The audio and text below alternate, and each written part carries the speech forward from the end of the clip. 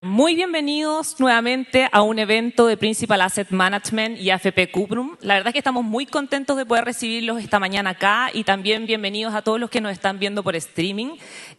Como siempre, estos eventos los hacemos para ustedes, los escuchamos, sabemos las cosas que son importantes que ustedes nos dicen y hoy día el evento, como ustedes ven, se llama Chile en Perspectiva. ¿Por qué se llama Chile en Perspectiva? Porque ya estamos en agosto, no sé si a ustedes se les pasó el año rápido, a mí por lo menos se me ha pasado muy rápido, y mirar en retrospectiva lo que ha pasado en estos 6 meses y lo que viene es muy relevante para tomar buenas decisiones de inversión y ahorro. Para los que no me conocen, soy Daniela Vara, soy gerenta de Asuntos Corporativos de Principal Latam, y la verdad es que hoy día estoy aquí para poder representarlos. Después les voy a contar cuál es el modelo para los que no han estado acá, pero yo no soy la protagonista de este evento. Hoy día tenemos 2 grandes invitados a esta conversación, porque es una conversación con ustedes. Y quiero presentar primero a José de Gregorio, economista y ex presidente del Banco Central, que está ahí. Por favor, un aplauso para él. Por supuesto que José nos va a dar toda una perspectiva de lo que ha pasado y también de todas las dudas de lo que tenemos con lo que se viene con la ley de reconstrucción. Por supuesto que ahí yo me imagino que nuestros clientes tienen varias preguntas que hacerte, José. Y como invitado en estos eventos tenemos a Roberto Isixson, gerente general de CADEM. Un aplauso para él también. Quien nos va a aportar con toda la mirada ciudadana y con lo que estamos sintiendo los chilenos con estos movimientos de los primeros 6 meses a nivel local e internacional. Pero sin desmerecer a nuestros invitados, ustedes son los grandes protagonistas hoy día, los que nos ven por streaming y acá, y son los que hacen las preguntas. Así que los que están por pantalla, tienen en la pantalla al lado derecho un botón con el que ustedes pueden hacer las preguntas y los que están físicamente tienen en las mesas un QR. Hacer las preguntas durante las exposiciones y yo los voy a representar en la segunda parte de este evento para que así los expertos puedan responder a sus dudas. Y bueno, sin más preámbulo, entonces, invito a pasar a José de Gregorio, por favor, a exponer como primer invitado en este panel. Muchas gracias. Muchas gracias, es un gusto estar aquí. Al igual que Pablo, también tengo un problema, no al manguito rotador, sino que también me dijeron que tenía que hablar rápido para cosas que yo puedo estar 1 hora hablando sin problema. Me dijeron 25 minutos, así que me la voy a arreglar. Pero además tampoco, y lo que sí, no sé si es excepción, no voy a hablar mucho, así que el detalle que el IMASEC, que la cuestión, platero, eso. Además que hoy día uno se lo pregunta a la inteligencia artificial, es el resumen rápido.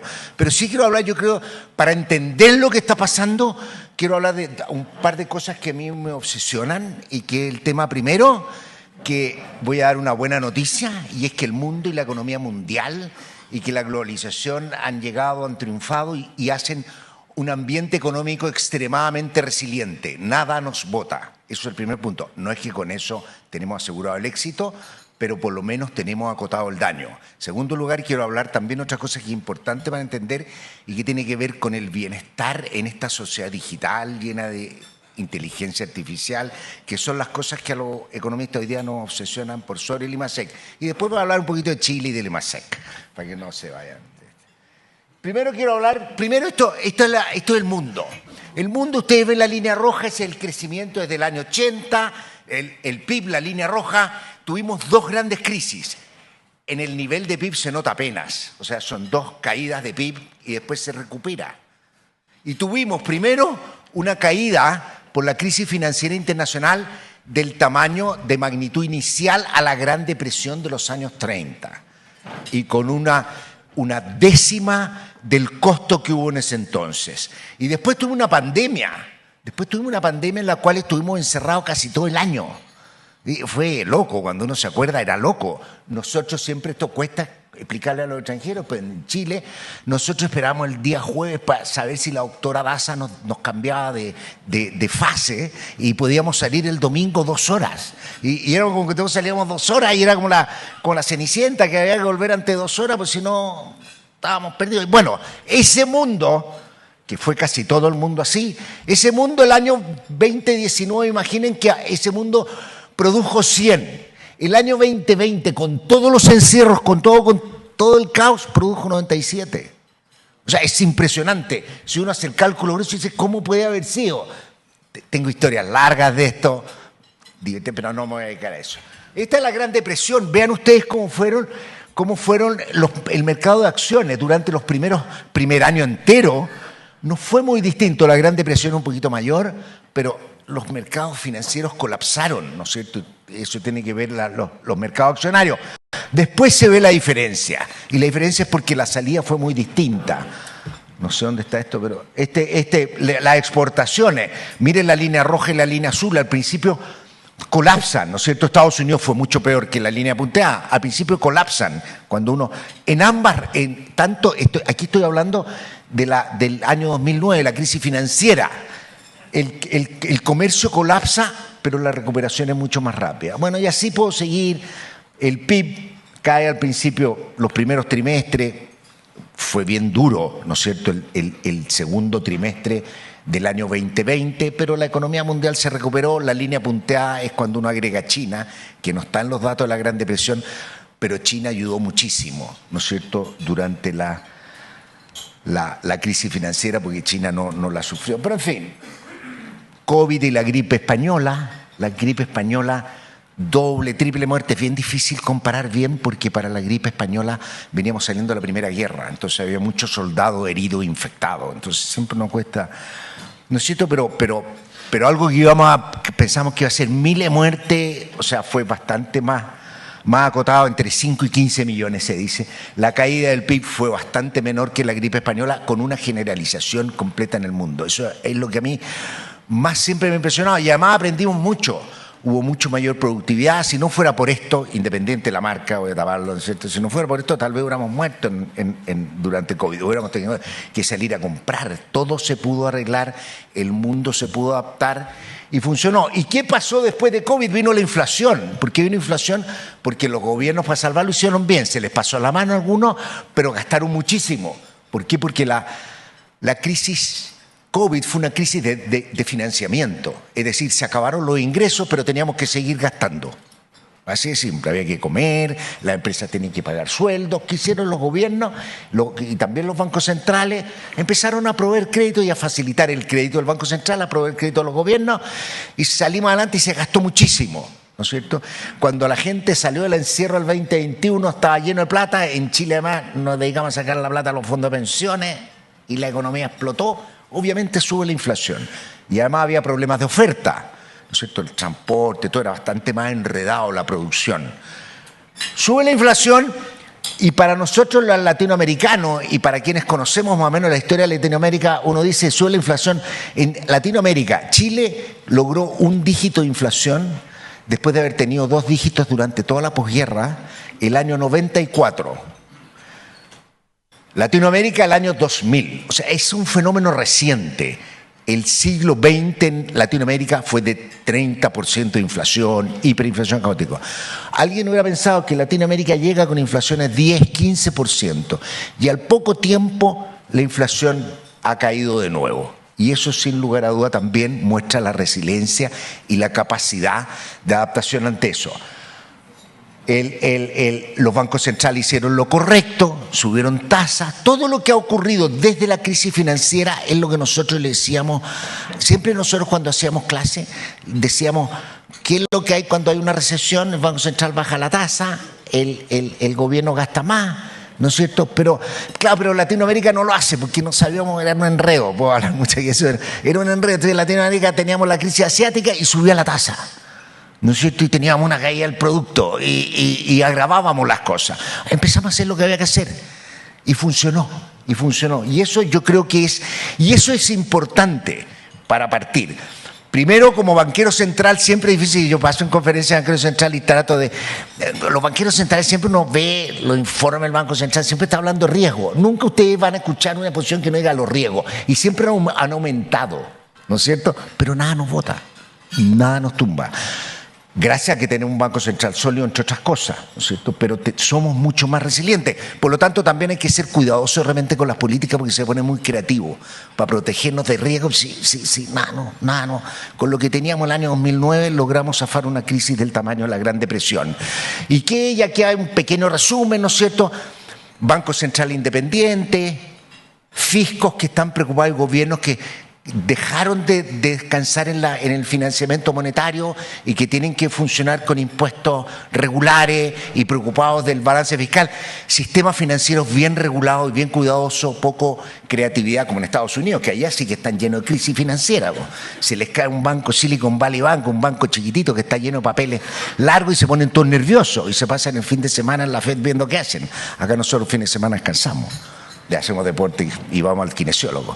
Entonces, tuvimos, no quiero solo decir la macro, desarrollo tecnológico, todo lo que significa la conectividad, todo, y la globalización y la integración ha sido súper poderosa. Y esto contrasta con lo que eran las políticas de sustitución de importaciones de los años 60, 50, todo lo que vivió Latinoamérica. Economía cerrada, que para ser menos vulnerable, tenemos que protegernos. Resulta que las economías hoy día son súper abiertas, viene una crisis financiera, viene COVID y seguimos comerciando, seguimos funcionando, seguimos abasteciéndonos, el mundo sigue produciendo y sigue produciendo un mundo que además está lleno de cadenas de valor. A diferencia de lo que pasaba hace 50 años atrás, hoy día los bienes se producen en muchos países, se hacen por partes y después se juntan. Con todos los problemas que ha tenido el mundo, eso ha funcionado.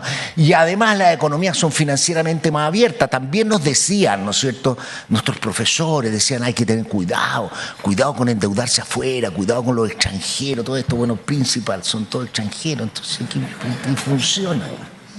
Y somos mucho más resilientes. Yo creo que eso es bien importante como partir y como para entender también un poco con lo que voy a decir a continuación, para entender un poquito también la situación que obviamente Roberto nos va a hablar mucho mejor, pero el ambiente, el clima ciudadano.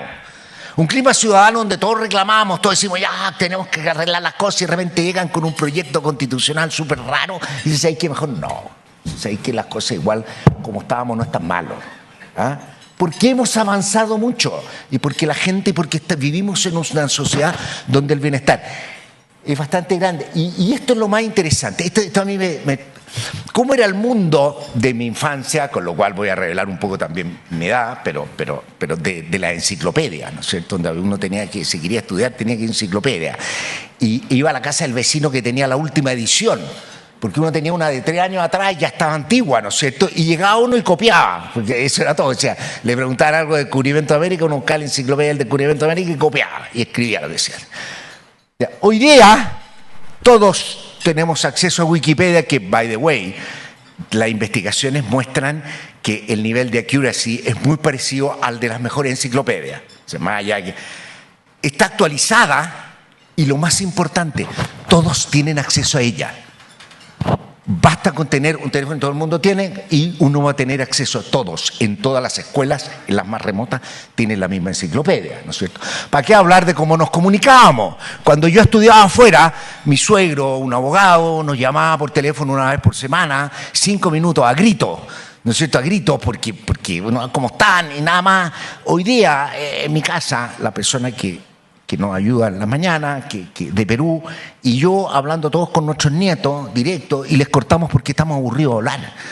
Entonces, realmente, si uno piensa lo que son las diferencias, con un amigo que me decía que como que a principios de los 70 su hermano mayor fue a Europa y algunos de ustedes van a entender, no voy a explicar en detalle, pero la manera de avisar que estaba bien era muy caro llamar por teléfono, entonces llamaba a cobro revertido. Entonces llamaba por teléfono y decía, aló, sí, quiero llamar a este teléfono, cobro revertido. Y en la casa la instrucción era negarlo. Porque así no pagaban, pero sabían que estaba vivo. Entonces, funcionaba perfecto. Entonces, hoy día todo eso se ha acabado. Y crecientemente, y es un mundo impresionante. ¿Para qué decir si uno quería tener recuerdos?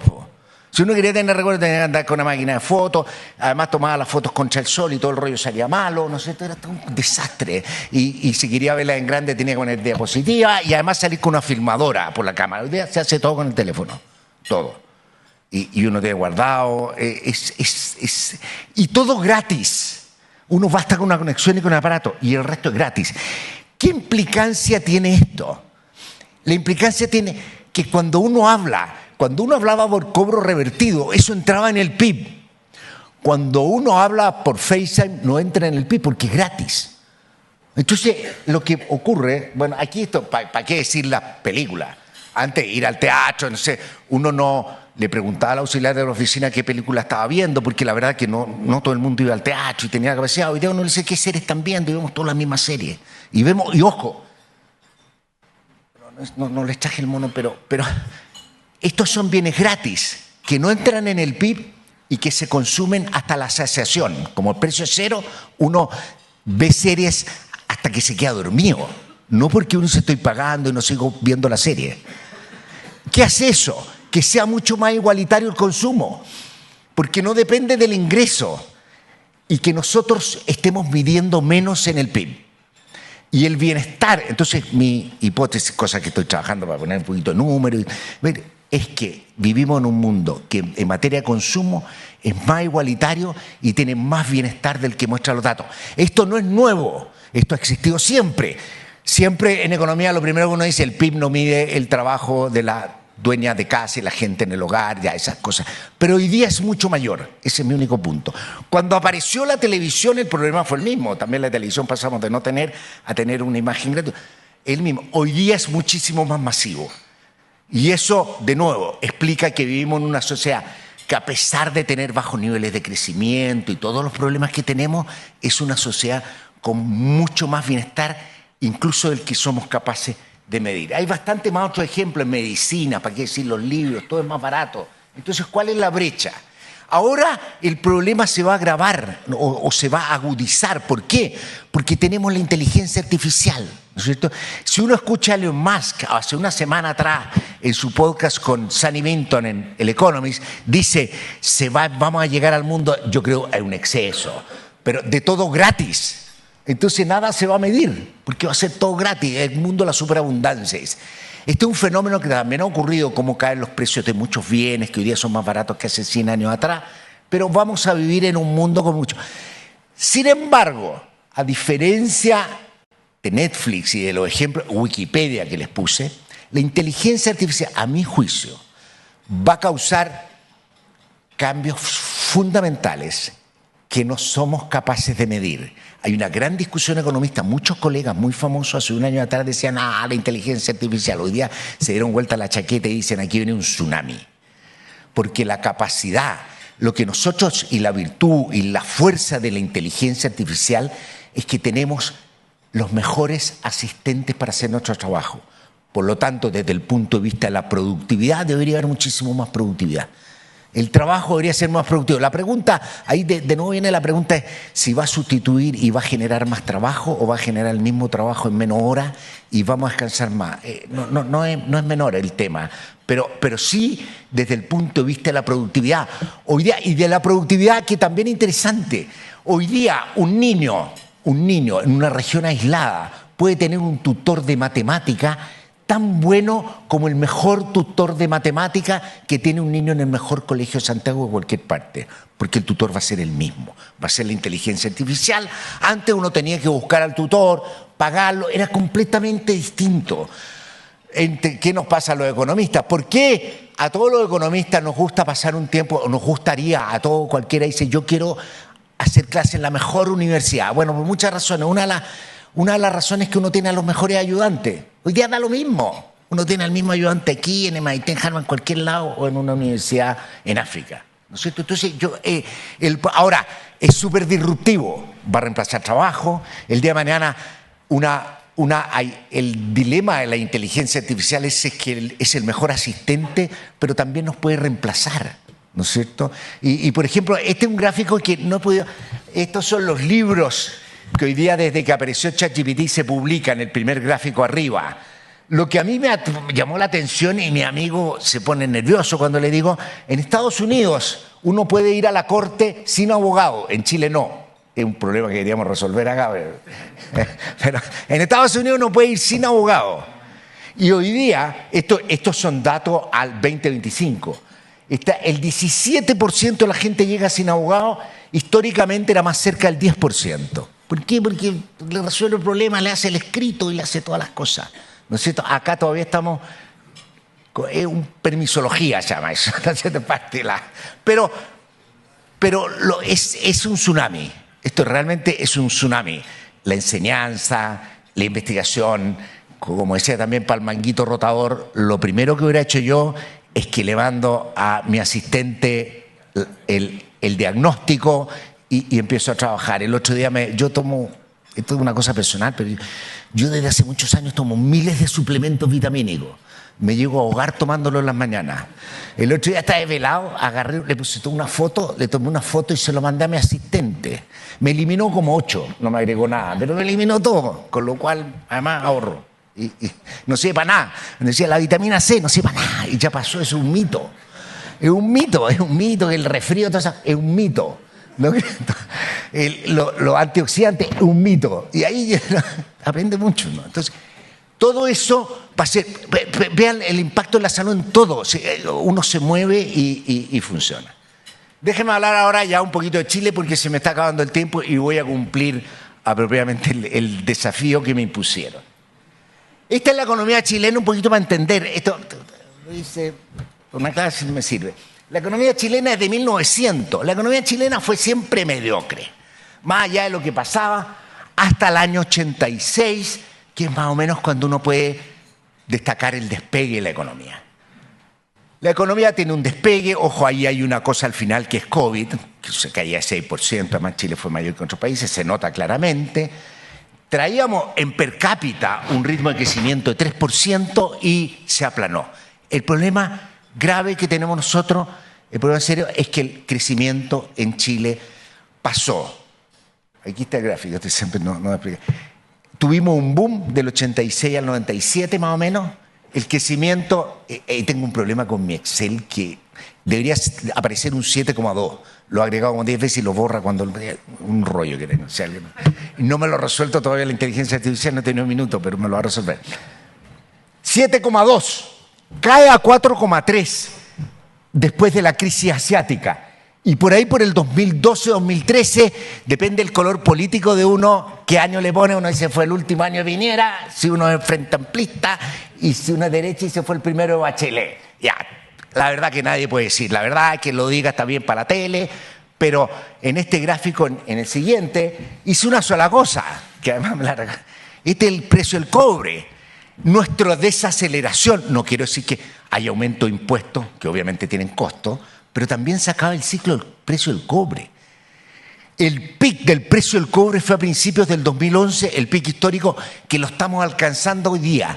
Lo estuve viendo en la mañana, nos faltan como 10 centavos para que en términos reales estemos con el mejor precio del cobre. Todavía el 2011 fue mayor, en enero, febrero del año 2011. Eso lo vi esta mañana, por eso me acuerdo de venir. Pero viene la caída del precio del cobre. Y el precio del cobre ha sido tremendamente importante en el ciclo chileno, no porque, ¿qué pasa en Venezuela? En Venezuela sube el precio del petróleo y gastan la plata y tienen boom, obvio. En Chile tenemos una regla fiscal, se puede gastar un poquito más, un poquito menos, pero no es el mecanismo. ¿Qué pasa en Argentina cuando sube el precio de la soja, cuando sube el precio de los bienes agrícolas? Son todos los agricultores más ricos, gastan mucho, viene un boom. En Chile, ¿quiénes gastan más? Son unos poquitos mineros, ¿no es cierto? Son extranjeros, Codelco. El mecanismo que hace que la economía chilena crezca más rápido cuando vio boom de precio del cobre es la inversión. Sube el precio del cobre, son alzas relativamente prolongadas, las empresas empiezan a invertir y arrastra la economía entera. Arrastra, ¿no es cierto?, el sector servicio, arrastra toda la empresa de la construcción. Todo el mundo de la construcción va a construir. Eso pasa. Hoy día, uno esperaría, hoy día de hecho, esto llega hasta el 2025. Si uno lo pone mensual, estamos alcanzando el pico. Hoy día tenemos el problema de fondo que tenemos en Chile, que invertir, en particular en recursos naturales, es tremendamente complejo. Lo que toma un proyecto por todos los requerimientos y las cosas que tenemos que hacer hace muy lento. Por lo tanto, la atracción que tiene el precio del cobre sobre la inversión es menor hoy día. Quisiéramos que fuera más. Obviamente hay desafíos regulatorios que no me voy a dedicar, pero que es bien importante entender para qué viene. Para una economía, ¿cuál es el problema? Nuestra economía no la tumba COVID, no la tumba nada, no la tumba ni la política. Yo siempre recuerdo que tuvimos el gobierno más de izquierda junto a Salvador Allende hace un par de años atrás y la verdad que la diferencia es del cielo a la tierra, ¿no es cierto? Y ahora tenemos otro gobierno por otro lado y está lo mismo. No es que me dé lo mismo quien gobierna, pero que no es lo que va a destruir o hacer despegar al país. Hay problemas bastante más de fondo. Y el problema de Chile Sí, el problema de Chile es la productividad. Y dije, un minuto, todavía me quedan un poquito, me quedan 2 minutos 41 más los 3 minutos que me voy a atrasar, son 5 minutos 41. Entonces, ¿cuál es el problema de la economía chilena? Cuando uno produce, para ponerla en simple, uno mete máquinas, capital, y lo organiza y saca producto. En Chile, el problema no es la inversión, no es que tengamos poco capital, poca maquinaria. El problema es que ese capital y lo que producimos no lo hacemos más eficiente, más productivo. Es decir, con las mismas cosas, hacer más y mejor. Por ejemplo, y aquí hay 2 factores, y aquí ustedes ven que, primero, la primera caída, la caída del PIB, a 4,3, tiene que ver parte importante con el freno de la productividad en la minería. Fíjense, la línea roja es la productividad total, la azul saca la minería. ¿Por qué la azul es mayor? Porque la minería es tremendamente improductiva, pero no porque sean más lesos, no porque han reemplazado palas por cucharas, no es eso lo que hacen los mineros, sino porque la ley del mineral es mucho menor, es mucho más difícil hacer, ¿no es cierto?, producir es mucho más las toneladas que uno necesita extraer para poder tener cobre, y por otra parte es mucho más los requerimientos que le hacen para poder cumplir con toda la normativa, es más complejo. Pero en la economía siguió creciendo la productividad, la línea azul, hasta aproximadamente cuando viene el segundo golpe de crecimiento, ¿no es cierto?, esta caída que tenemos, este 2, y tanto mediocre de hoy día. Y aquí hay 2 fenómenos y que no tenemos todavía la respuesta. Obviamente hay mucho, si uno ve por sectores, la construcción, la productividad es menor. Es decir, con las mismas máquinas, con el mismo esfuerzo, estamos produciendo menos. Uno dice también que lesos los constructores. No es así. Lo que pasa es que los constructores tienen que gastar mucho para poder iniciar una casa. La inversión requerida para construir una vivienda o para hacer una obra de construcción es mucho mayor. ¿Por qué? Parte importante por lo que le exige el Estado. Y ahí vienen todos estos cuentos de permisología. Ese es un punto importante. Y llegaste un poquito adelantado. Pero la otra cosa que también es importante en esta materia tiene que ver con la reasignación. Y en eso, lamentablemente, por todo lo que uno busca, no tenemos toda la evidencia. ¿Y qué es? La productividad no solo sube porque somos más capaces, sino porque mandamos los recursos a los sectores más eficientes. Que eso en Estados Unidos es más o menos la mitad del crecimiento de la productividad, es porque las empresas quiebran y se van a los más eficientes. Acá, ya, incendio, váyanse afuera. Ya. Entonces, eso en Chile no tenemos evidencia. Déjenme, materias primas, el cobre ya les conté. El IMASEC, que me dijeron que estaban nerviosos con el IMASEC, estaban preocupados. La ley de reconstrucción podemos dejarlo pendiente. En la recuperación de la actividad económica, y esto es importante, nunca digan, sobre todo si alguien está en política, la cosa así, comparen los gobiernos, porque este gobierno va a partir con un crecimiento muy malo, que es algo que está arrastrando, no es culpa del gobierno, ¿no es cierto? Nadie va a decir, pero vamos a tener cerca de 1,5. Vamos a tener cerca de 1,5 con una economía que ustedes ven estuvo muy floja. La última cifra de IMASEC es 2,4, viene un despegue, todos dicen es un despegue. El próximo trimestre vamos a crecer arriba de 3 por problema de base. Fíjense que recién está subiendo de una cosa muy plana. Vamos a crecer a 3. Si crecemos a 3,2 los 2 trimestres que vienen, el año cierra en 1,5.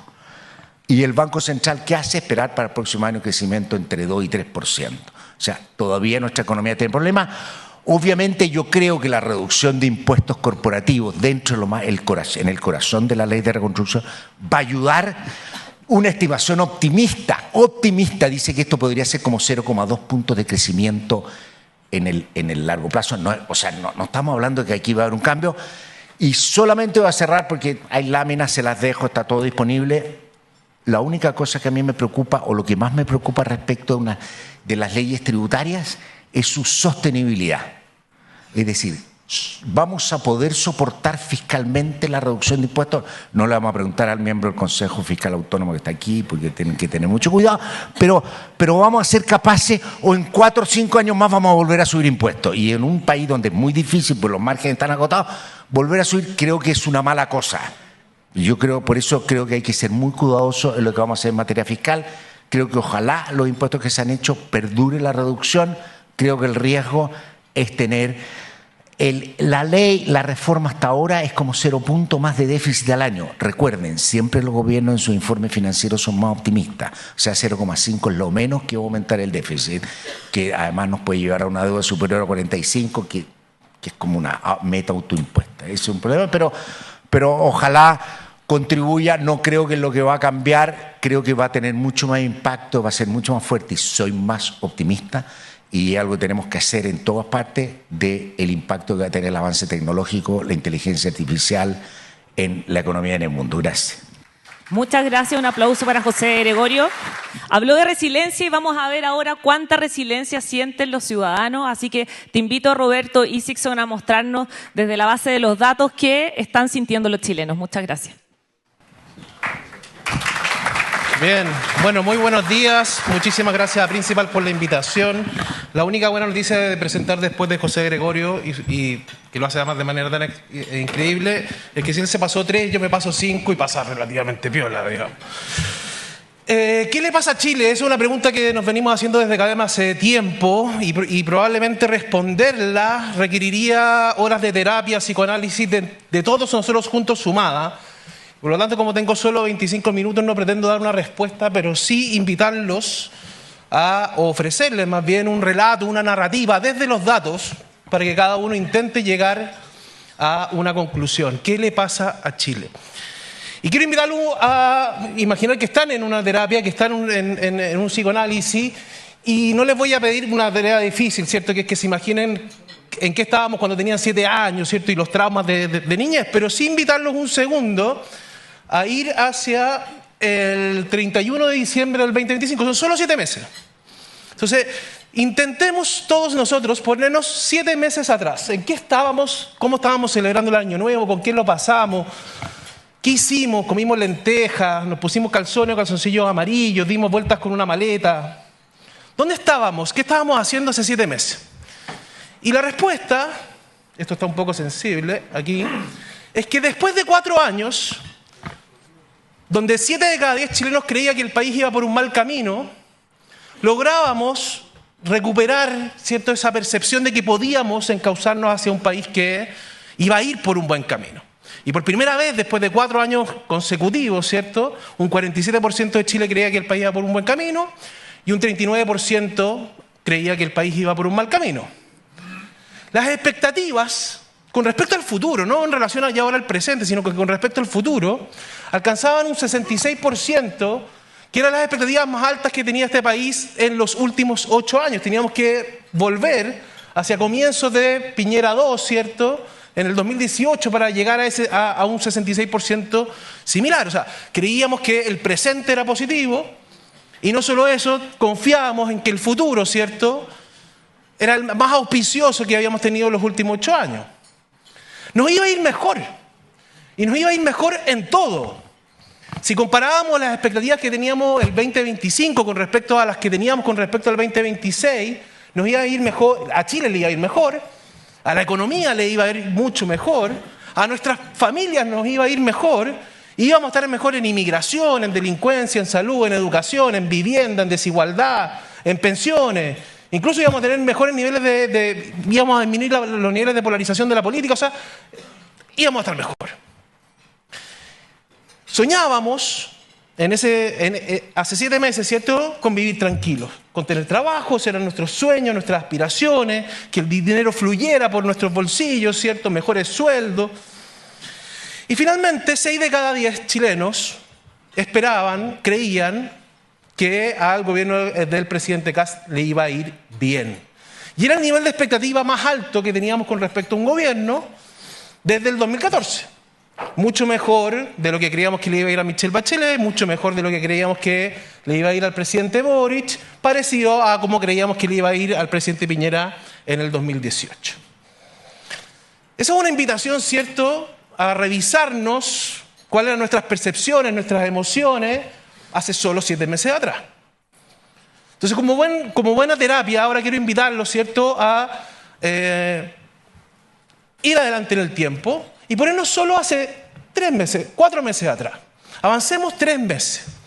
¿En qué estaban ustedes el jueves 26 de marzo más allá de estar haciendo fila en las Copec, digamos, o en la Shell para echar benzina. ¿En qué estaban ustedes? ¿Con quiénes estaban cuando se enteraron de que el gobierno había tomado la decisión, ¿cierto?, de traspasar a los consumidores el alza del 40% del precio de los combustibles? ¿Con quiénes estaban conversando? ¿Qué opinión tuvieron con respecto a la decisión del gobierno? ¿Fue una decisión valiente? ¿Era lo que había que hacer? ¿Podría haber sido gradual? ¿Fue empático el gobierno? Esta es una fecha importante porque generó un cambio, un punto de inflexión, un cambio de agenda con respecto a lo que esperábamos, ¿cierto?, de lo que iba a hacer este gobierno. Y déjenme mostrar los datos. El 83% declaró, transcurridos los días, un impacto muy alto en su calidad de vida después del alza de los precios del combustible. El 60% consideró que el alza de precio era evitable y que el gobierno debe buscar otros mecanismos. El 72% habría preferido que el alza fuera gradual. Solo el 8% creyó que era el argumento central por el cual se traspasaba el 40% de precio a los consumidores, que el Estado enfrentaba una situación fiscal crítica que no podía, ¿cierto?, contener esta alza de precio de los combustibles, y apenas un 27% de los chilenos pensó que el gobierno había mostrado empatía frente a esta alza de los precios de los combustibles. Ese es el impacto que tuvo, ¿cierto?, lo que se ha llamado como el benzinazo. Ahora, ¿en qué se tradujo con el correr de los días, meses, ¿cierto?, este impacto? El primero y el más relevante es que si es que la seguridad había sido, desde el triunfo del rechazo hasta el triunfo del presidente Boric, la gran preocupación y prioridad de los chilenos, aumentaba en más de 26 puntos nuestra prioridad con respecto a los temas económicos, empleo, inflación. Superando por primera vez después de 6 años incluso a la seguridad. Esto no significa que haya bajado los niveles de prioridad con respecto a los temas de seguridad. Lo que significa es que crece de manera muy significativa y relevante la economía, no necesariamente desde la perspectiva del crecimiento, pero sí desde la perspectiva del bolsillo y del empleo, como prioridad para que el gobierno, ¿cierto?, dedique sus mayores esfuerzos. Primer cambio. Segundo cambio, los sentimientos negativos, esas emociones que tenemos todos los días, ¿cierto?, llegaron a su nivel más alto desde que nosotros hacemos esta pregunta en septiembre del 2024. O sea, si en septiembre del 2024 el 41% de los chilenos declaraba sentimientos negativos en relación a su día a día, que puede ser cansancio, susto, soledad, aburrimiento, enojo, hoy día llegaron a un 61%. Son 20 puntos más. Si en enero un 46% tenía sentimientos positivos en su día a día, eso llega a solo un 37% esta semana o la semana pasada. Aumentan los sentimientos negativos y el país abandona esa percepción de buen camino. Si había llegado a un 57% en enero, ¿cierto?, de este año, hoy día solo un 32% considera que Chile va por un buen camino y un 59% piensa que vamos por un mal camino. Y el pesimismo se apodera de las percepciones económicas. Un inversionista extranjero me preguntaba ¿por qué los chilenos reaccionamos así frente a un tema que es internacional?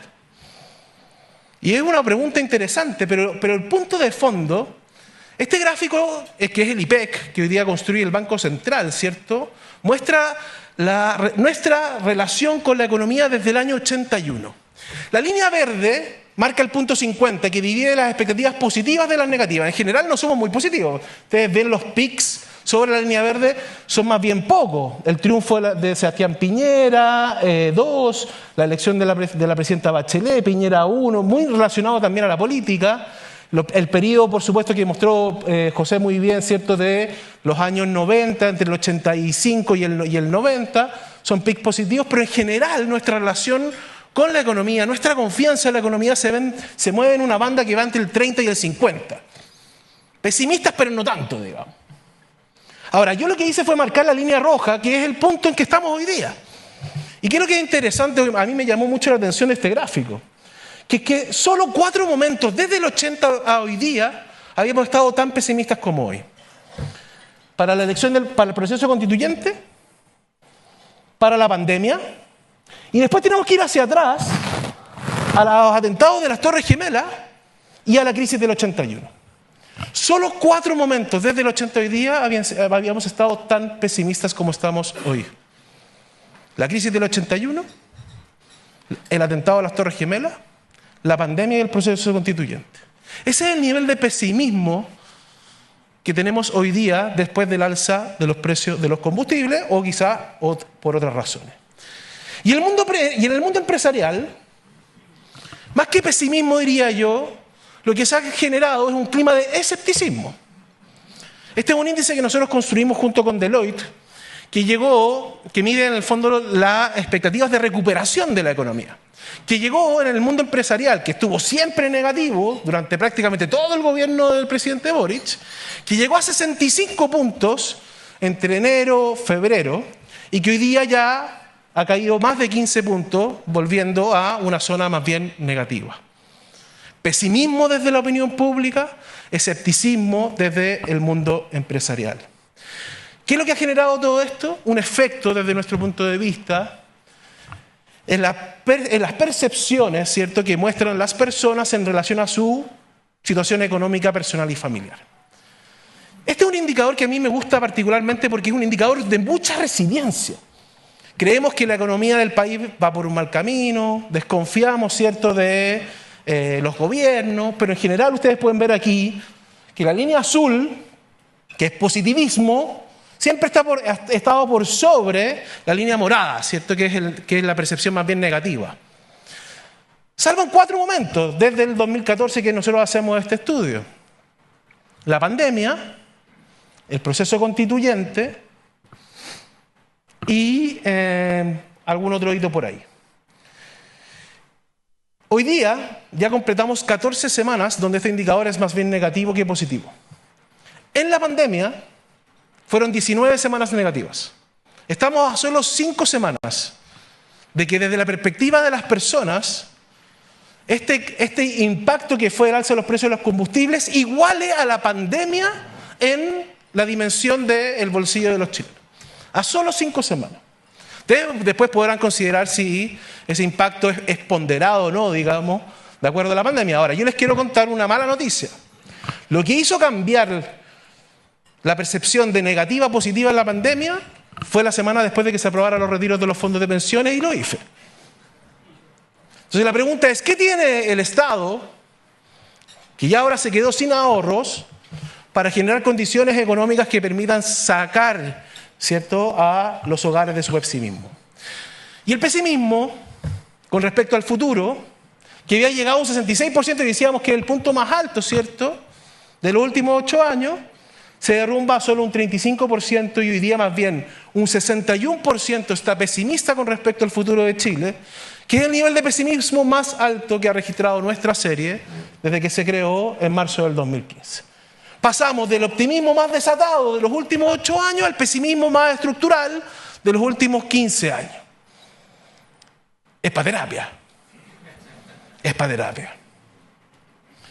Esto tiene un impacto importante, porque cuando la economía no crece y cuando la economía no genera empleo, eso tiene efectos sobre la confianza del mundo empresarial, que venía subiendo después del estallido social año tras año y retrocede el 2025 de manera significativa, y también tiene un impacto importante en cómo nuestros trabajadores muestran sus niveles de confianza con nuestras empresas y los niveles de satisfacción que tienen con su trabajo, que también hoy día están en su nivel más bajo desde el 2025. Avancemos en esta terapia. Pasamos por los 7 meses, pasamos por los últimos 3 meses. ¿En qué estamos hoy día? Miércoles 5 de agosto. No alcancé a actualizar porque acabamos de publicar encuesta, mejoró un poco la aprobación del presidente después de que se aprobara el proyecto el día de ayer. Pero desde la perspectiva del gobierno, lo que nosotros observamos es que hoy día coexisten 3 ánimos frente a la situación del país que definen disposiciones actitudinales hacia el gobierno. Están los leales, están los rechazadores desde la rabia y están los pragmáticos al medio. Los leales en general han sido aquellos que votaron por José Antonio Kast en primera vuelta y en segunda, y los que votaron por Johannes Kaiser en primera y después por Kast en segunda. Los rechazadores desde la rabia son aquellos que votaron por Jara y Jara, o, digámoslo de otra manera, los que votaron apruebo, aprobaron a Boric y después votaron por Jara y hoy día desaprueban. Eso generó que el presidente Kast partiera con niveles de aprobación muy altos en su primera semana, pero también con niveles de desaprobación muy altos. En la primera semana ya tenía un 36% de desaprobación. Desde el día que puso un pie en la moneda, había un 36% de desaprobación. ¿Por qué? Porque ese es un rechazo ideológico, dominado, ¿cierto?, desde aquellos que se sienten identificados con la izquierda o la centroizquierda y que van a desaprobar cualquier cosa que haga o no haga este gobierno. El 57% restante está explicado desde los leales y los pragmáticos. ¿Quiénes son los pragmáticos? Aquellos que votaron por Evelyn Matei en primera vuelta y en segunda vuelta por José Antonio Kast. Y aquellos que votaron por Franco Parisi en primera vuelta y votaron por José Antonio Kast en segunda vuelta. Ese mundo pragmático hoy día más bien muestra niveles de decepción o de preocupación después del alza de los precios de los combustibles. En cambio, los leales han mostrado niveles de resiliencia. Frente al alza de los precios de los combustibles, era una medida necesaria, no había otra alternativa, el presidente ha sido valiente, responsable. En cambio, los otros dicen, bueno, debía haber sido gradual, ¿cierto? Podríamos haber hecho esto de otra manera. Lo que generó el alza de los precios de los combustibles, ¿cierto?, es que si la aprobación del presidente estaba en 57%, esto hizo que cayera de manera relevante y significativa a un 47%. Entre el 47% y lo que ha venido después es que, como le pasa a cualquier gobierno que está ajustando, ¿cierto?, su mecanismo y su forma de gobernar, es que se metiera en que nos enteramos que en seguridad no había plan, ¿cierto?, y que la promesa de expulsión de inmigrantes era más bien una metáfora o una hipérbole, y eso generó que la aprobación del presidente ya no fuera 47%, sino que llegara más bien a un 36% a mediados de mayo. El presidente ajusta su gabinete, cambios en seguridad y vocería, cuenta pública, se estabiliza la aprobación del presidente en torno al 40%, y luego lo que hemos visto durante el último mes es una caída que lo ha regresado a niveles de la hipérbole y del no hay plan, después de que supiéramos que tuvimos 5 meses de IMASEC negativo y que el desempleo estaba en 9,4. Esa ha sido la historia, ¿cierto?, de lo que llevamos de gobierno a hoy día. Y el punto de fondo, y volviendo hacia la terapia que tuvimos de los últimos 7 meses, es que hoy día la principal y casi única razón para desaprobar a este gobierno es la economía. El problema, o el desafío, es que es la economía no desde la que cree el ministro Quirós, que es la economía del crecimiento, de la inversión, de la permisología, que sin duda es importante, pero que va a mostrar resultados probablemente el 2027, el 2028, el 2029, algunos dicen el 2030, sino que es la economía del bolsillo, es la economía del empleo. Esa es la que está hoy día impactando los niveles de aprobación del presidente. Entonces, si tú quieres en el fondo mejorar tus niveles de aprobación y consideras importante tener capital político, esa es la razón principal hoy día que tienes que hacerte cargo. Y por otro lado, no voy a sorprender a nadie diciendo que se han frustrado las expectativas. El 53% desaprueba la gestión del gobierno en materia de inmigración, el 63% desaprueba la gestión del gobierno en relación a la economía y el empleo, el 58% desaprueba la gestión del gobierno en seguridad y el 60% desaprueba la gestión del gobierno en relación a sus comunicaciones. Por si fuera poco, digamos, yo no los quiero deprimir tanto, ¿eh? Después voy a tratar de decir algo positivo. Pero por si fuera poco, el presidente ha retrocedido en todos sus atributos, pero especialmente en aquellos que son su fortaleza, que es autoridad y liderazgo y valentía, que son 2 atributos que lo llevaron a la moneda. Esos son los que se han visto más impactados, ¿cierto?, en estos 5 meses. Ahora, la caída en los niveles de aprobación del presidente esconde un problema que es mucho más complejo, que tiene que ver con estas 3 almas que les decía yo: leales, pragmáticos y rechazadores. Entre junio y julio la aprobación del presidente cayó 5 puntos, de 42% promedio a 37% promedio. Esa caída en los niveles de aprobación de 5 puntos no lo explican los rechazadores de la rabia. Hoy día aquellos que votaron por Yanet Jara, solo un 1% aprueba al presidente Kast. Tampoco está explicada por los pragmáticos. La aprobación de Parisi y de Matei están relativamente estables hace 3-4 meses, sino que más bien está explicada desde el mundo de la lealtad. es el electorado de Kaiser en primera vuelta, que explica prácticamente la caída entre junio y julio. Ese que se mostraba leal y que se comportaba de manera muy similar a cómo se comportaba el electorado de Kast, es el que cayó de manera más relevante y movilizó hacia la baja, ¿cierto?, la aprobación del presidente. ¿Por qué? Porque decidimos como país, o decidieron desde la derecha, dar una batalla cultural. Entonces, en ese contexto, el 76% cree que estamos divididos como sociedad chilena y le asignamos a la política la principal razón de esa división. De hecho, un 56% piensa que lo que consumimos como información en televisión, redes sociales y en nuestras conversaciones personales da cuenta de que Chile está atravesando por una batalla cultural. Y esa batalla cultural se refleja desde el aborto o la eutanasia, se refleja también en términos económicos, en la reducción del gasto público, se refleja si tenemos que privatizar Codelco, si tenemos que vender correos, en distintas dimensiones de nuestra vida.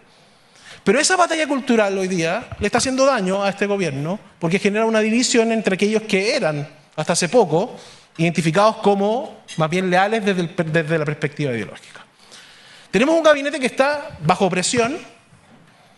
Poduje, Claudio Alvarado, Maicho Malí son ministros bastante con buenos niveles de conocimiento y aprobación positiva, pero por debajo tenemos un grupo de ministros más bien que quedan con altos niveles de conocimiento, pero que no están con niveles de aprobación muy altos, especialmente el ministro Quirós, que se ha llevado el impacto de lo que fue el alza de los precios de los combustibles y que no ha visto todavía los beneficios de haber aprobado la reforma, la megareforma o la reforma tributaria, digamos.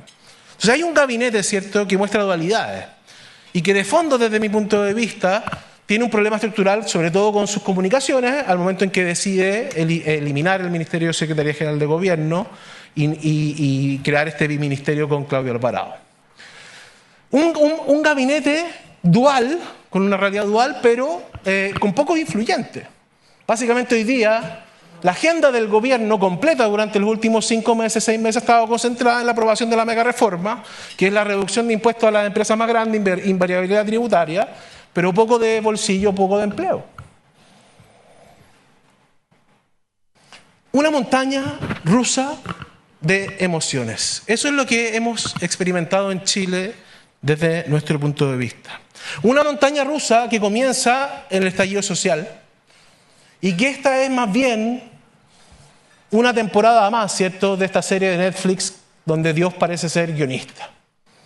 Hemos pasado desde la rabia que sentíamos en el estallido social, al miedo que nos generó el COVID o la pandemia, a la esperanza que eran los procesos constituyentes, a las expectativas que tenía Chile con respecto al triunfo del presidente Boric, a la depresión total después de los triunfos de los rechazos, de la evolución del gobierno o el desenlace de lo que fue el gobierno del presidente Boric, el alza de la criminalidad, el aumento del temor a la delincuencia, la inflación, etcétera, la depresión más absoluta, al regreso del optimismo con el triunfo del presidente Kast y hoy día a un pesimismo que parece que es lo que nos domina.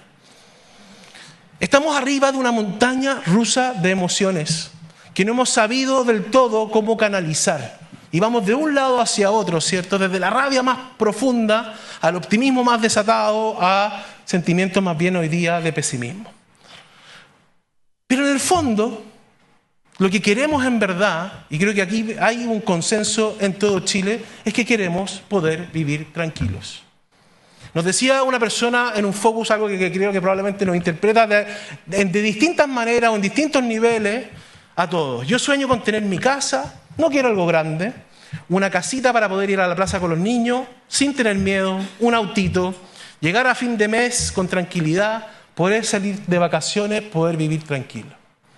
Porque al final todos soñamos con ganarle a esta depresión que hoy día nos inunda, encontrar los pilares de un nuevo proyecto país, el anhelo de habitar en un país que efectivamente dé tranquilidad y una política que convoque y muestre resultados y no nos invite a la división ni a batallas culturales.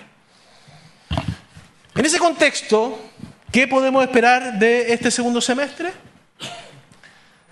Yo al presidente le tengo una mala noticia.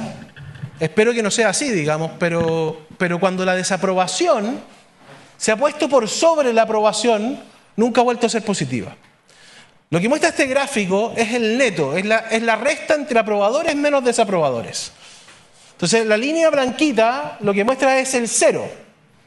Ustedes pueden ver que desde Bachelet 2, y uno podría incluso llegar un poquito atrás, digamos, pero desde Bachelet 2 en adelante, cuando el neto se pone negativo, nunca ha vuelto a ser positivo. El desafío de este gobierno, porque el neto positivo le duró 2 semanas, es efectivamente volver a construir capital político, capital social. Es volver a tener más aprobación que desaprobación. Y para eso es importante, desde mi punto de vista, algunas cosas.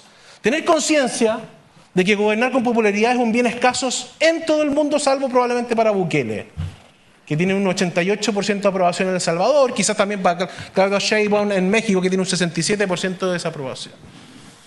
Nos encantaba Macron a nosotros los chilenos, éramos fanáticos de Macron, 21% de aprobación. Milei, 33% de aprobación en Argentina. Meloni, 35% de aprobación en Italia. Pedro Sánchez, que está pasando por una crisis importante, 30% de aprobación, 36%. Donald Trump, 40% de aprobación. Gobernar es una tarea tremendamente compleja. El gobierno tiene que estar preparado para esa coyuntura, que hoy día no sabemos de qué se trata, ni tiene nombre, pero que es clave para cuidar los niveles de aprobación del gobierno. Ese sistema frontal, ese incendio, ese terremoto, ese no sé qué, digamos, esa crisis por un ministro, por un subsecretario, por un test de droga, whatever, que no tiene nombre hoy día, pero la manera en cómo el gobierno enfrenta su coyuntura es tremendamente importante, esas coyunturas es tremendamente importante para poder cuidar su nivel de aprobación. El gobierno tiene que aprovechar que todavía tiene algo que todo gobierno termina perdiendo en sus 4 años, que es que hay fit entre el gobierno de emergencia y lo que las personas están pidiendo. El gobierno de emergencia prometió seguridad, crecimiento, mejores condiciones económicas para los chilenos y inmigración. Y lo que los chilenos queremos es seguridad, empleo, sueldos, control de inmigración. Entonces, ese fit que existe entre el programa y lo que la gente está pidiendo es muy importante. El presidente Boric lo pierde después del triunfo del rechazo, el presidente Piñera lo pierde después del estallido social, la presidenta Bachelet lo pierde después del caso Cabal, y así podríamos ir hacia atrás. Existe todavía consenso de lo que el programa del gobierno del presidente Boric, del presidente Caso ofreció, es lo que los chilenos quieren y eso hay que aprovecharlo. Pero es necesario ajustar la narrativa. No podemos seguir viviendo desde el pesimismo. El gobierno de emergencia tiene que ofrecerle al país un relato optimista.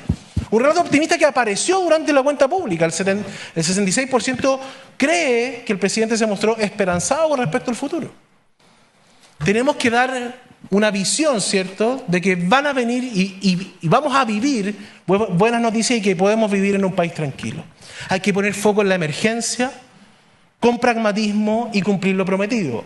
Porque frente a la idea de estas divisiones y estas batallas culturales, el 77% prefiere que el gobierno de emergencia, a un gobierno de emergencia con foco en seguridad, economía e inmigración, y no un gobierno con foco en la llamada batalla cultural, es decir, esa defensa de valores frente al avance de las ideologías progresistas, digamos. Y porque el 80% prefiere que este gobierno tome decisiones de manera pragmática, buscando resolver problemas y avanzar en su programa de gobierno, más que de manera ideológica, defendiendo los principios y valores que puede creer uno o determinado grupo. Pragmatismo, foco en la emergencia y en cumplir nuestras promesas. Muchas gracias. Muchas gracias, Roberto. José de Gregorio, por favor, te invito a pasar también. Primero, muchas gracias porque hemos recibido muchas preguntas. Yo sé que estamos un poco pasados de tiempo, pero vamos a tratar de responder lo máximo que podamos en este periodo. Gracias por las preguntas que también estamos recibiendo por el streaming. Hay preguntas sobre los fondos generacionales. Solo decirle que los fondos generacionales es, como saben, una nueva manera de invertir los fondos de pensiones y, por supuesto, desde Cuprum y de Principal vamos a entregar información oportuna sobre eso. Pero vamos a ir a lo que nos compete y aquí hay como un antagonismo en las visiones y para ti, José, yo creo que la pregunta es, resiliencia en economía, pero unos ciudadanos que solo pesimismo, la palabra clave. ¿Qué le podemos decir por dónde vamos bien a los ciudadanos para que podamos tener un poquito más de optimismo en lo que viene? Sí, déjame decirte, fue súper interesante la intervención de Roberto. Me dejó pensando porque yo quedo súper... Primero, hay una pregunta que hay que contestar. En la lámina 25-26 de mi presentación tenía los índices de confianza, que lo mostró Roberto. Porque es cierto que el alza del precio de la benzina, voy a decirlo así, yo creo que no tenemos que sobredimensionarla. Fue un elemento muy grave, que tú dices, ¿cómo una cosa extranjera nos afecta cómo reaccionamos y la capacidad que tenemos? Tal vez la gente vio falta de sensibilidad, el debate, no entiendo. Lo que sí es importante, que el índice, que está bien que esto contamine la confianza empresarial, porque también ha caído la confianza empresarial, uno tiene que explicarlo, pero es simultánea. Mirando los datos, la caída de la confianza empresarial también empieza en conjunto con los consumidores. Yo como economista esperaría... Creo que el pesimismo era un poco mayor, ¿o no? Yo esperaría que haya un rezago cuando se dicen, oye, aquí esta cuestión no está afectando. En primer lugar. Segundo lugar, efectivamente, una cosa que causa malestar, que molesta, una fracción pequeña del gasto de las personas, era tal vez cerca de un fin de semana largo, me cuesta entenderlo. Pero hay otra cosa también que hay que tener cuidado respecto del tema del manejo económico. Y aquí voy a hacer una cosa más de política que yo como interpreto el mundo. El mundo hoy día, y tú lo reflejas, y tú lo dices muy bien además, el mundo hoy día, la gente quiere vivir bien, quiere soluciones a problemas muy complejos que los gobiernos no son capaces de solucionar como lo prometen, y por eso los cambian. Es impresionante cómo cambian los gobiernos. Dice, ahora llegó el gobierno de la seguridad. Y la seguridad mejora un poquito, 3 puntos, así es como pasa el gobierno del crecimiento. Mejora 5 décimas el crecimiento. Entonces pues llega el otro candidato y dice, yo sí que lo voy a hacer. Y nos llevamos así. Es impresionante. Hoy día es muy malo ser gobernante porque no te vas a reelegir, es lo más probable. Pero hay algo en lo que tú le puedas decir a todos los que estamos acá y a los ciudadanos que vamos bien porque el pesimismo parece estar... No la va a tumbar todo esto. Que tenemos un problema de crecimiento, que tenemos un montón de cuestiones en la política, pero que nos afectan de manera crucial el tema económico. Eso yo creo que afortunadamente la economía es mucho más sólida que todos estos vaivenes que están pasando por aquí. Obviamente una economía con mala confianza empresarial y mala confianza de consumidores le resta impulso, pero no nos va a matar. Y lo que a mí sí me impresiona de nuevo, volviendo es la resiliencia. El gobierno anterior quería cambiar todo en Chile y al final no lo cambiaron y no pudieron o no quisieron. No sé lo que pasa, pero eso es muy fuerte. Y déjame hacer un comentario final de un tema que tampoco puedo meterme, y es la discusión, por ejemplo, del empleo, que no hay que mezclarlo con el costo de la vida. El costo de la vida, la benzina, es un elemento. En Chile el desempleo ha subido, es 9,4. En un país normal uno pensaría que con 9,4 la gente está en las calles. Yo creo. O habría mucho más malestar. Cuando uno ve las encuestas, las cosas, siempre el empleo está bastante más bajo que la seguridad, que el costo de la vida. Les voy a dar un dato respecto de la pérdida de empleo, que es un tema no menor, pero también que es un dato que a mí me llama la atención. El aumento del desempleo ha sido básicamente en no jefes de hogar. El desempleo de jefes de hogar se ha mantenido. ¿Quiénes son estos? Los hijos, y ahí yo creo que tenemos un problema estructural. Los hijos y los jóvenes que todavía viven con los padres, que les cuesta conseguir empleo, que tenemos que entender un poco más y que están amenazados también por lo que viene. ¿Sí? No quiero menospreciarlo, pero si fuera este 9,4 fuera todo aumento de los jefes de hogar, no me cabe la menor duda que sería muchísimo más fuerte desde el punto de vista público. En fin, Roberto, yo al contrario, yéndote a la presentación de José de Gregorio, él el IMASEC fue un último punto, como dijiste que ayer también se aprobó la ley de reconstrucción, y que hay fit en las demandas ciudadanas con lo que el gobierno ofreció. Pero no fuiste también pesimista al decir que nunca alguien ha dado la vuelta. ¿Podríamos ser resilientes los ciudadanos y desde dónde crees que podría darse esa resiliencia? Siempre después de estas presentaciones me dicen que o soy pesimista, si es que los datos son muy malos, y si muestro datos buenos soy optimista. Yo no siempre me he definido ni optimista ni pesimista, sino que más bien realista, un observador de los datos.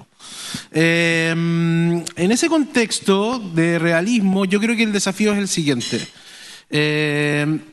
La promesa del gobierno de emergencia, crecimiento económico, seguridad e inmigración, es una promesa de mediano y largo plazo.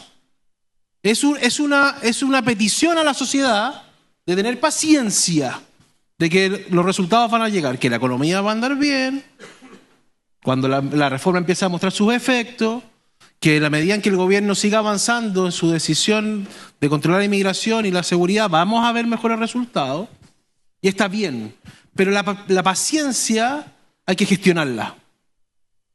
Es importante para un gobierno poner foco en la emergencia, en esta emergencia de mediano y largo plazo, que es el programa de gobierno que te acompaña hasta el último día, pero también es necesario hacerte cargo de las urgencias. Y la urgencia es poner un ojo en el camino, un ojo en cómo la coyuntura te va demandando ciertas acciones para que los ciudadanos tengamos paciencia. ¿Qué es urgente hoy día? Urgente es hoy día el desempleo, porque como dice José, el desempleo es 9,4, pero es un 25% entre los jóvenes. Hoy día hay una urgencia en el empleo joven. Urgencia es efectivamente el costo de la vida que está presionando y estresando a los hogares que no alcanzan a llegar a fin de mes. Entonces, ahí José lo puede decir mejor que yo, pero uno de los problemas realmente complejos que tenemos en Chile, se lo escuché a Andrés Velasco en una entrevista que creo que estaba contigo, es que nos quedamos sin holgura. No tenemos plata debajo del colchón. Y por lo tanto, una gripe en Irán, un estornudo en Ucrania, nos deja sin antigripales para generar líneas de defensa. Entonces, tenemos que ir generando las condiciones políticas y también económicas para empezar a entregar, de alguna manera, algunos antigripales que nos permitan tener paciencia para que este gobierno pueda empezar a mostrar resultados. Muchas gracias. José, antigripales. ¿Cuáles son los antigripales, ya que dejaste algunos suplementos que uno debería tomar en los próximos 12 meses a nivel de economía para que en el fondo se vayan moviendo ambas curvas, los datos ciudadanos y los resultados económicos al mismo lugar, hacia arriba, me imagino? Yo aquí tengo una visión un poquito distinta. Yo creo que el problema nuestro no es tanto de antigripal, porque si hay, de antigripal pensando en una cosa de emergencia, porque además tendemos a tener esta cosa que a mí me llamó la atención el otro día: suben los datos de desempleo, un subsidio. Tenemos problemas con los adultos mayores, problemas de ingresos, le eliminaron las contribuciones. Resulta que todos los que tienen menos de 65 siguen pagando contribuciones probablemente injustamente altas.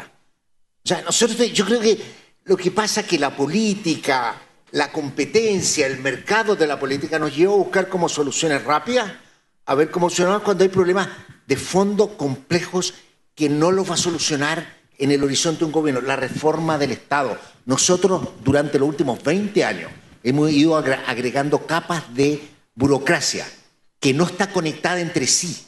Entonces se aprueba una cosa aquí, termina un consejo regional, terminan en otra parte, y después cuando una empresa ya está en la mitad del proceso de que la aprueben ambientalmente, le cambian una norma y tiene que hacer el estudio de nuevo. ¿Y la ley de reconstrucción en qué sí se hace cargo de eso? La ley de reconstrucción es una ley que yo en lo central lo pondría por el lado del tema de la rebaja de impuestos corporativos, que me parece está bien lo que hace con la integración, que para mí siempre fue una rareza, que el capital pague más que el trabajo, un tecnicismo, pero yo creo que es importante que desestimula los incentivos al ahorro. No es la bala de plata, no es lo que va a solucionar los problemas, y desde el punto de vista político tampoco es lo que le va a dar la capacidad de renovar a este gobierno. Y es lo que yo digo, lo mío no es una recomendación, lo mío es como una maldición. Gobernar es llegar a solucionar problemas complejos que no se solucionan en el lapso de un gobierno, por lo tanto lo más probable es que te reemplacen. Y ahora en Chile nos va a reemplazar a alguien que probablemente diga que la solución es eliminarle el IVA a los pañales. A eso y ganan. A ver, yo creo Roberto, ¿tú quieres agregar algo? Yo no me dedico a la política yo, porque hay que mentir mucho. Quiero solo complementar. Cuando una persona tiene depresión, la solución estructural es la terapia. Sí. Y esa terapia es hacer las reformas necesarias para ser competitivos tributariamente, para dar incentivos a la inversión de largo plazo, reforma al sistema político y electoral, reforma educacional para que tengamos niños que lleguen sabiendo leer, digamos, una serie de problemas estructurales que nos van a ayudar a salir de esa depresión. Pero todos sabemos, o todos hemos pasado por ahí, creo yo, que cuando nos sentimos un poquito angustiados, no solo necesitamos terapia, a veces necesitamos una pastillita que venga con una estrellita verde, ¿cierto? Y esa estrellita verde ayuda a estabilizar, a confiar en el proceso. Entonces los gobiernos tienen que saber jugar con las dos piernas. Tienen que buscar resolver esos problemas estructurales que son de largo plazo y al mismo tiempo dar aquellas cosas que te permiten ir generando esas condiciones habilitantes políticamente para que no te pase que es que cuando la desaprobación se pone por sobre la aprobación, sigues avanzando, llegas al año 3, elecciones municipales, la aprobación del gobierno está en supermomento, pierde la elección municipal, al año siguiente pierde la elección presidencial, que es lo que ha pasado desde Michelle Bachelet 1. Entonces, las condiciones para que esta terapia funcione es que el gobierno intente, o la oposición lo haga también, generar un proyecto mayoritario que permita habilitar las condiciones. Pero Roberto, en ese sentido, la ley de reconstrucción parece estar desde el espacio basal y quizás muy técnico. ¿Cómo dijiste que había un problema importante de comunicación del gobierno? ¿Esto crees que puede movilizar en algo la aguja para salir del pesimismo que ya parece estar instalándose? No, yo creo que la única manera en que la reforma empiece a generar algún tipo de colaboración a este pesimismo estructural que estamos mostrando es que empiece a mostrar resultados.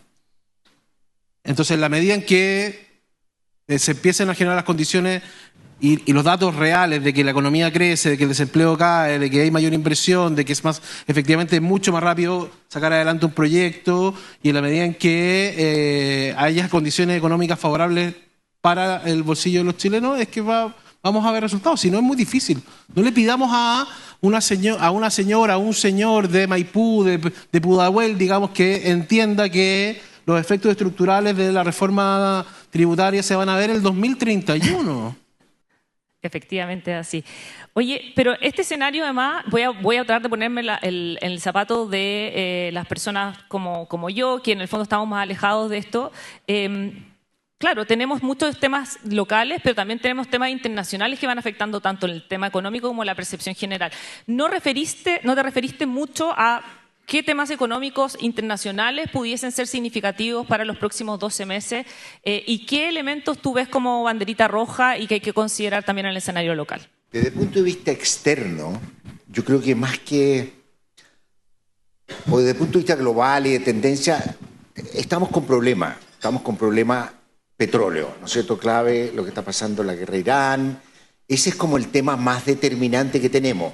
Es bien impresionante, tenemos estos saltos de tarifas que nos ocurren de vez en cuando, que la Corte Suprema de Estados Unidos ha revertido y están devolviendo. O sea, hay muchas de estas amenazas que vienen, que nos permiten hablar largamente, pero que al final terminan desvaneciéndose. Ahora hay nuevos aranceles impuestos por razones laborales, ¿no es cierto?, y de competencia, pero también ya han sido desafiados, hay una alta probabilidad que también tengan que revertirse. Por lo tanto, yo diría, el problema que tenemos, hay un problema geopolítico complicado en el mundo, que es el problema que además que va a ser permanente, porque yo creo que uno de los grandes costos que tiene esta guerra es haberle dicho a Irán, ustedes son bastante cruciales en el comercio internacional, cosas que no sabían y que ahora saben que tienen ese poder y que va a generar problemas. Tenemos tendencias de largo plazo, que son otro problema, como te decía, yo creo que la disrupción de la inteligencia artificial, el tema de la caída en las tasas de natalidad y la presión que va a poner sobre los sistemas fiscales, temas de mediano plazo nos van a ir acompañando, que vamos a tener que ir resolviendo, no son menores, pero no veo como cataclismo o cosas así que nos vayan. Perfecto. Me voy a saltar un tema, aquí estoy tratando de recoger todas las preguntas de ustedes, me voy a saltar un tema, Roberto, para ti, que tiene que ver justamente con esto, porque tenemos un escenario, voy a juntar con la presentación de José sobre, en el fondo, cómo hoy día estamos tan conectados, tenemos tanta información, todo pasa de forma inmediata. Esta montaña rusa que muestra, llegó para quedarse básicamente, cambiamos con la rapidez que cambia la aceleración tecnológica, también nuestros estados de ánimo, y si es así, en el fondo, para ir midiendo cuáles son los indicadores que nosotros deberíamos estar mirando para entender cómo está el termómetro social. Bueno, es difícil responder porque hoy día la capacidad de anticipar el futuro, digamos, es cada vez más compleja, digamos. Yo creo que tenemos que entender el siguiente cambio, que es súper importante. Entre probablemente el 90 y el 2015, la política mediada, los mensajes de la política mediadas por los principales medios de comunicación, que además eran muy poquitos, 2 diarios, 3 radios, 4 canales de televisión, llegaba a una gran audiencia que en el fondo tomaba decisiones o construía opiniones en función de ese proceso. Hoy día se produjo un cambio que es gigantesco. El gobierno o la política busca instalar sus mensajes que ya no están mediados por la prensa, sino que están mediados por un algoritmo. Ese algoritmo además premia el conflicto, ¿cierto? O sea, en la medida en que haya conflicto hay más likes, retweets, likes y que ya no llega a una sola gran audiencia, sino que a múltiples y a una atomización de miles de audiencias pequeñas que buscan básicamente encontrarse con otros que piensan simplemente igual a ellos, digamos. Entonces la política se ha vuelto comunicacionalmente mucho más compleja. En ese sentido, y considerando esa variable que me parece que es muy importante para entender la política moderna, creo que esta montaña rusa de emociones tiene que ver más bien con un inicio de un proceso que se abrió en Chile con el estallido social y que no hemos sido capaces de cerrar. Estamos en la temporada probablemente número 6. Temporada 1, estallido social. Temporada 2, pandemia. Temporada 3, inicio de los procesos constitucionales. Temporada 4, gobierno de Boric. Temporada 5, triunfo del rechazo. Temporada 6, triunfo del presidente Kast. Pero no sabemos cuál es la temporada 7. Pero creer que el proceso que se inició en el estallido a mí me parece que se cerró es un error. Yo creo que estamos en un proceso, estamos en una etapa. Los intentos constitucionales fracasados fueron una manera de buscar darle un cierre que no lo logramos. Lo único que nos hemos puesto de acuerdo es que sabemos qué es lo que no queremos. ¿Qué no queremos? Bueno, no queremos proyectos ¿Qué es lo principal que no queremos? Porque veo que la economía y la seguridad no queremos perder lo que hemos logrado y que hemos conquistado. No queremos perder el progreso de la clase media. No queremos, en el fondo, entregar espacios de mérito, del esfuerzo, de las oportunidades que nos permiten, en el fondo, construir una mejor calidad de vida para nosotros y nuestros hijos. No estamos disponibles a transar derechos relacionados a la propiedad privada, a que la bandera no tenga un rol importante. O sea, hay una serie de miles de cosas que no. Perdón que te detenga ahí, pero ¿qué no queremos en economía? ¿Qué no podemos perder en economía hoy día? Yo creo que tenemos una institucionalidad que ha demostrado ser muy sólida, que nadie discute. Es muy impresionante, por ejemplo, la adhesión ciudadana al Banco Central. A mí me impresiona porque en Estados Unidos en todas partes se discute. Crecientemente en Chile es más impopular, por ejemplo, criticarlo. Ni un profesor, ni un ministro de Hacienda, nadie se echaría, puede que le digan para callado, ¿no es cierto? Y ya con pero nadie, o sea, es súper impresionante la institucionalidad fiscal, o sea, también más allá de la discusión y todas las cosas que podemos hacer, ¿no es cierto? El tema que en Chile hoy día una gran discusión respecto del proyecto y respecto al gobierno anterior es cuánto era la cifra, si eran 2.000 millones más, 2.000 millones más, demuestra que hay un gran apego en el tema fiscal y los temas financieros. Creo que la apertura al comercio, como dices tú, hay cosas económicas fundamentales como el derecho a la propiedad, cosas así. La apertura, la integración del país son cosas muy, muy potentes. Oye, queremos que nadie, y que no estás haciendo, en el fondo, que precisamente ahí es donde viene la cosa. ¿Qué es lo que tenemos que hacer? Bueno, entonces que las construcciones, que el IVA a algunos productos, y estamos en ese tipo de discusiones. Que obviamente, y estoy interesado, yo no me metí en esto, pero Dale. Sí tenemos que ser y pensar en las demandas futuras, porque también un riesgo que corremos los economistas, es parecer rígido. Es que, y en la discusión que teníamos, el primer retiro, había toda una discusión entre economistas, el primer retiro puede justificarse, no justificarse, ganaron los que decían este es el inicio del declive, porque hubo 3 y por suerte podrían haber habido mucho. Pero la pregunta es cómo uno se anticipa y cómo uno va flexibilizando y generando tal vez lo que falta, que es de repente una mayor cercanía de esta visión tan como tecnócrata de lo correcto con las necesidades de la ciudadanía, donde un discurso de repente más populista obviamente tiene bastante tracción. Una cosita muy chica, queremos seguir viajando dentro de Chile. 10 millones de chilenos hoy día con los aviones se conectan de manera inmediata con cualquier región. Queremos seguir comprando autos, somos el país de Latinoamérica que más autos chinos ha comprado. Queremos poder comprarnos una casa, ese sueño se ha frustrado. Queremos poder volver en el fondo a ser propietarios. Entonces, lo que queremos es desarrollo. Y lo que queremos es esa vida tranquila que estaba reflejada en esa frase tan sencilla, pero que hablaba de seguridad, una casa, un auto, unas vacaciones. Llegar al final de mes, dijiste. Llegar al fin de mes. Sí. Vamos a las preguntas cortas y rápidas porque nos quedan 5 minutos. Así que es un pimponeo, así básicamente. Es el indicador clave para los próximos 12 meses. El indicador económico clave para los próximos 12 meses. Indicador clave ciudadano, por mientras que la lo piensa. aprobación presidencial es la variable que resume el estado de ánimo de los chilenos. Si la aprobación del presidente va hacia abajo, todo se deteriora. Si la aprobación del presidente va hacia arriba, todo mejora. Eso es lo económico también es importante. O sea, ¿qué vamos a tener? La inflación relativamente controlada, el Banco Central no va a hacer mucho, porque igual tenemos presiones inflacionarias. Y el IMASEC va a estar relativamente plano en los próximos meses para terminar creciendo este año en 1,5%.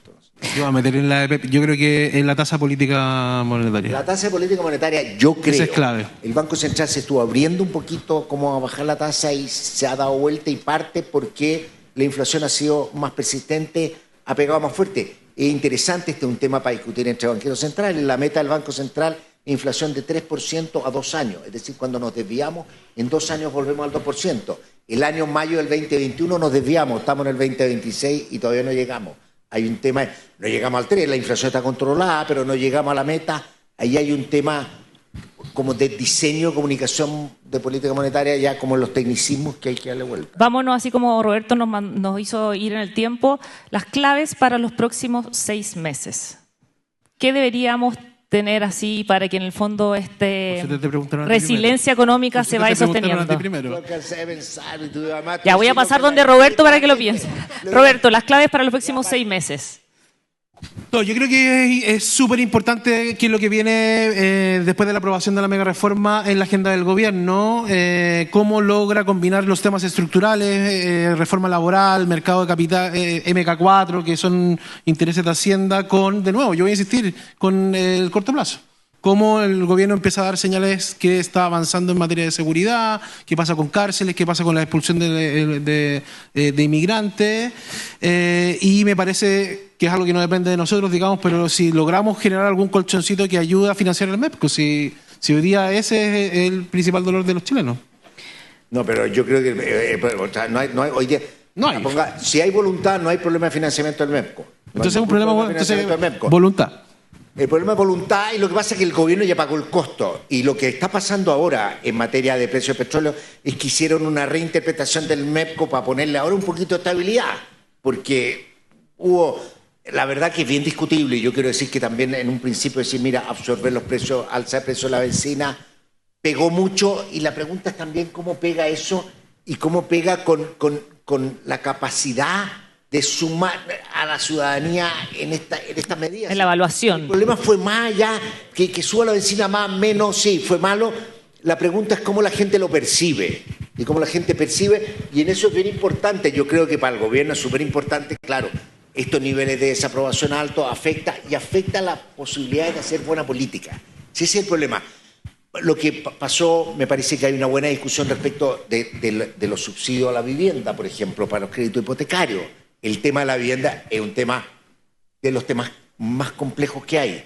La juventud le cuesta, viven hasta muy tarde con sus padres, les cuesta poder acceder a la vivienda. O sea, es realmente un problema y es un problema de diseño urbano. Ojalá el ministro de Vivienda pueda ponerle harto a eso porque es clave lo que está el tema de la vivienda. Y esas son las cosas que la ciudadanía está esperando. Y está esperando y una cosa se olvida decir, que uno quiere que los hijos vivan mejor que uno.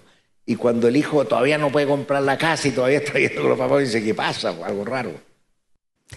Roberto, ¿qué decisiones tienen que tomarse de aquí a 12 meses?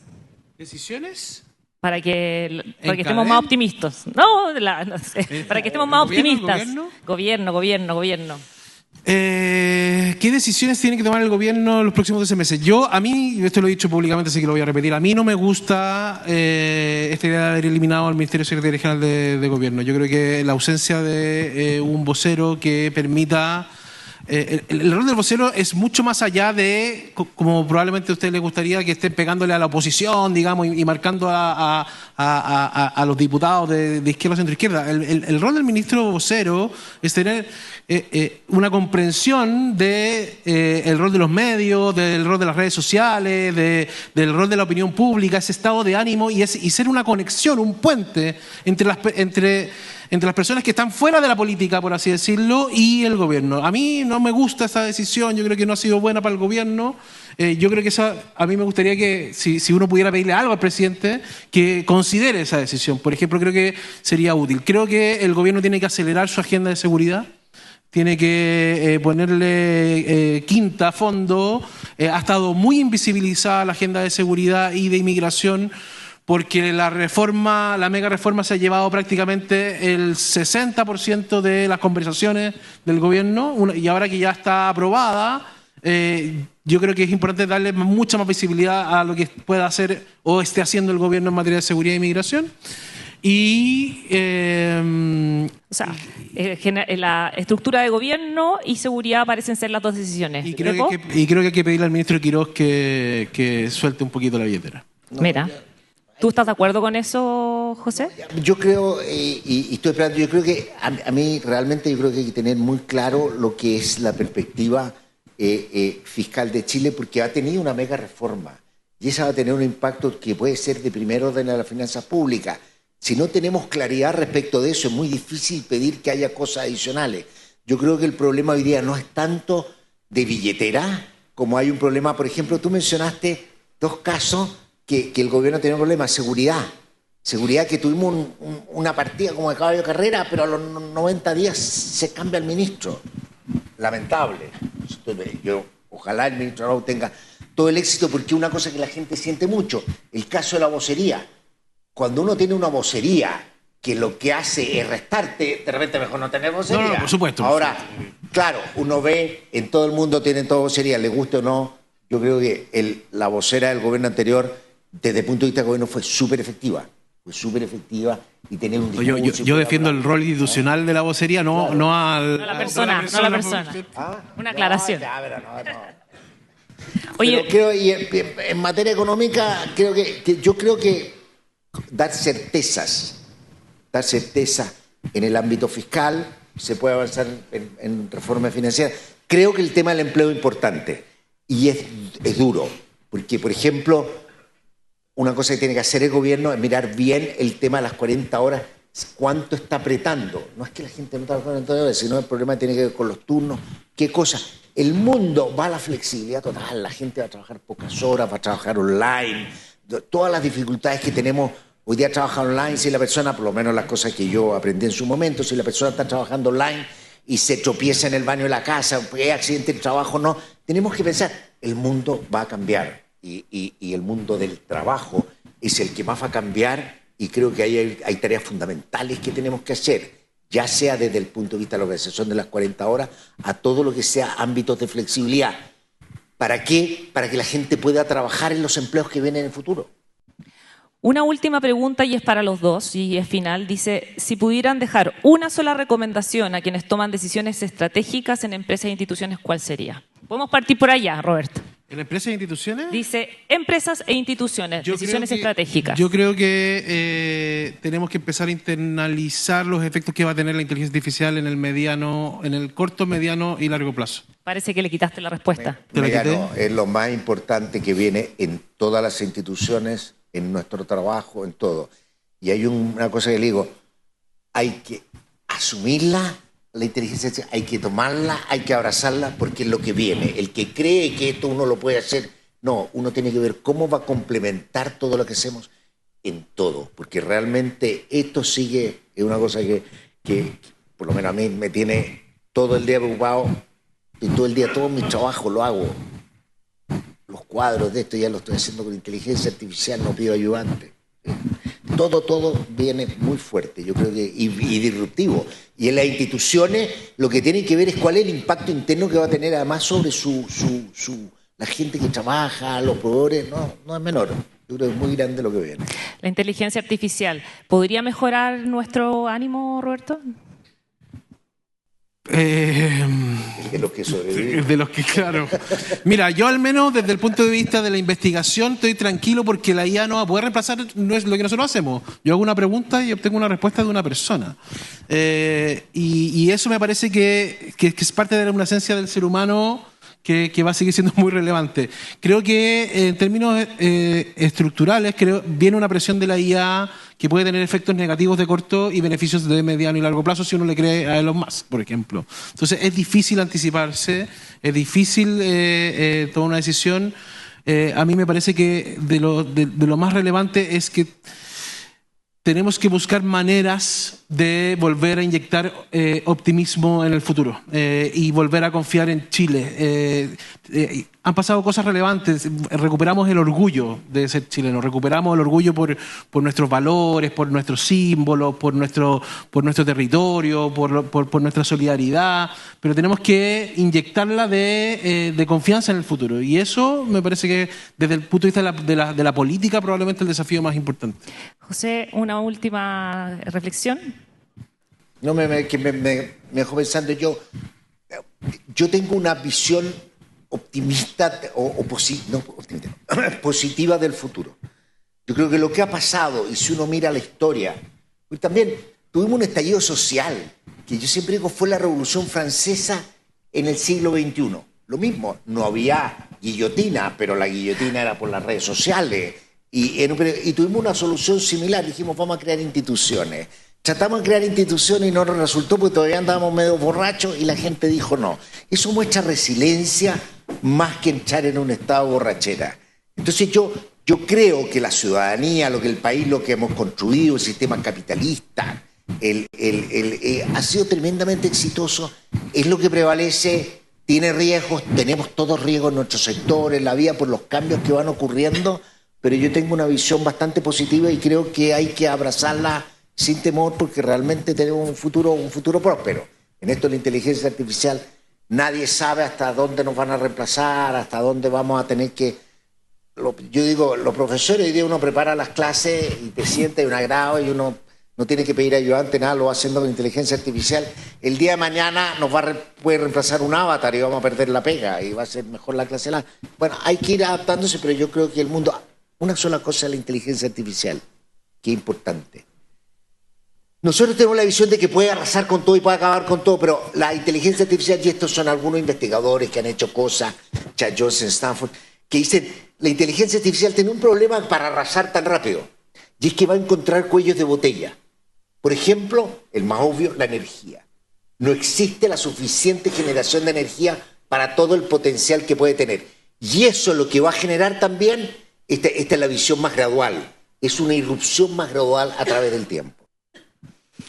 Bueno, una increíble conversación, resiliencia, instituciones sólidas, optimismo finalmente, mirar los indicadores sobre todo de cómo va la línea presidencial, digamos, la evaluación presidencial y muy optimista respecto a lo que viene en términos económicos y vamos a ver cómo se maneja la sostenibilidad, que es uno de los temas de las preocupaciones de José Gregorio. Un aplauso por favor a José Gregorio, a Roberto Isakson y una vez más les agradecemos a todos los que están acá y a los que nos siguieron por streaming porque tuvimos una muy alta audiencia y nos vemos pronto en un nuevo evento de Principal Asset Management y AFP Cuprum.